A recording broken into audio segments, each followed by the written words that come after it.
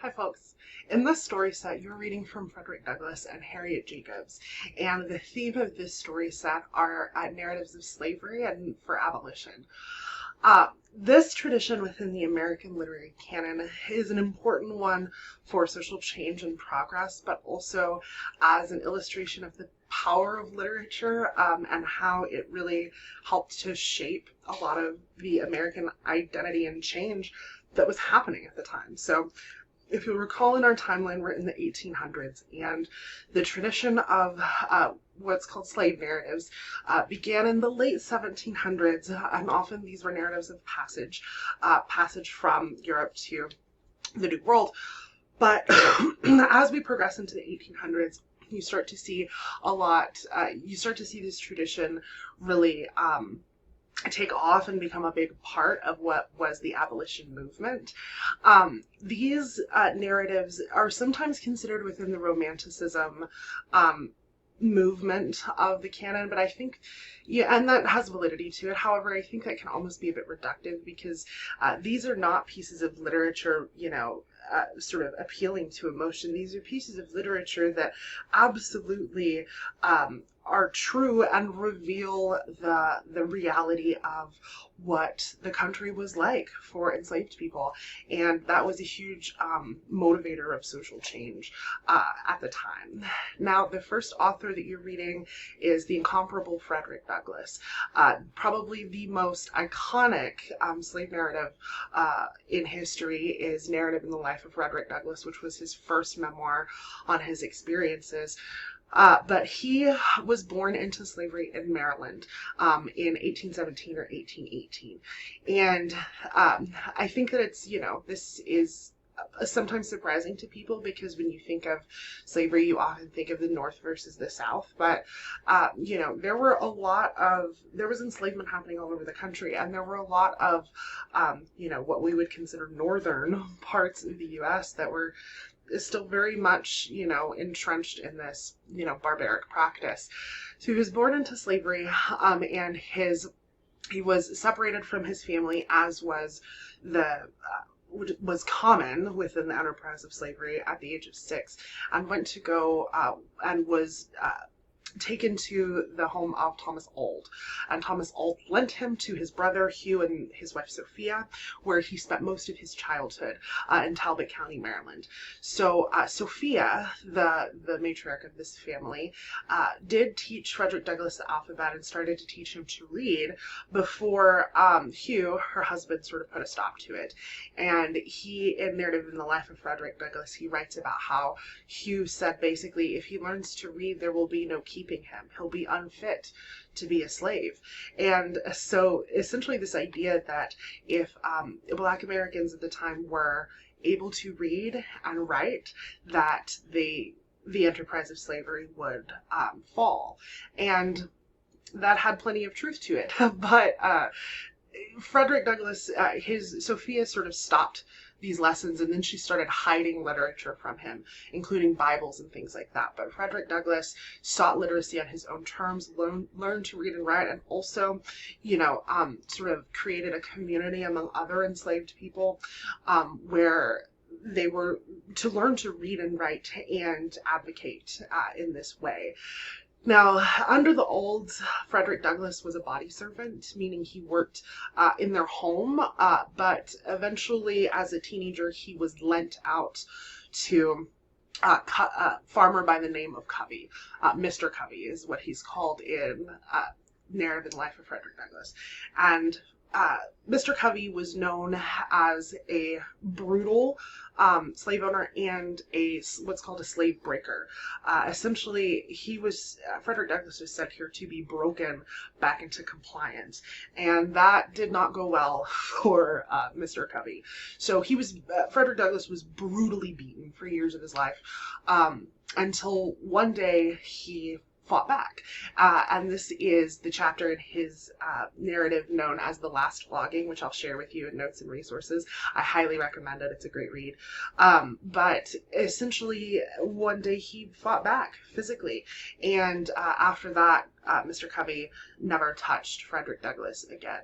Now, eventually Frederick Douglass escaped to freedom by escaping to New York and married a free black woman, and he began writing and giving speeches on the topic of slavery. So he is one of the most well-known figures in the abolition movement, certainly. He was the most photographed man in the 19th century, in the 1800s. And his narrative in the life of Frederick Douglass really established what many people in the country were either turning a blind eye to or refusing to believe, and that was that Black Americans and enslaved people were every bit as capable, eloquent, articulate, intelligent as any other American. And it really sort of called attention to the horror and barbarity of the slavery enterprise. And not only his narrative in the life of Frederick Douglass, at the time, many people didn't even believe that a black man could write this, but not only did he write it, Frederick Douglass is arguably one of the best writers of the 19th century, and he became a huge advocate for abolition throughout his life, gave many, many speeches, and you all are reading What to the Slave is the 4th of July, which was a speech that he delivered, on behalf of, the abolition movement leading up into the Civil War. I do think it's interesting to know about Frederick Douglass that he eventually advocated to President Lincoln that black men should be allowed to fight in the Union Army during the Civil War, and that black men and enslaved people should be allowed to not only show their worth and capability as Americans, but to also show their commitment to the American identity.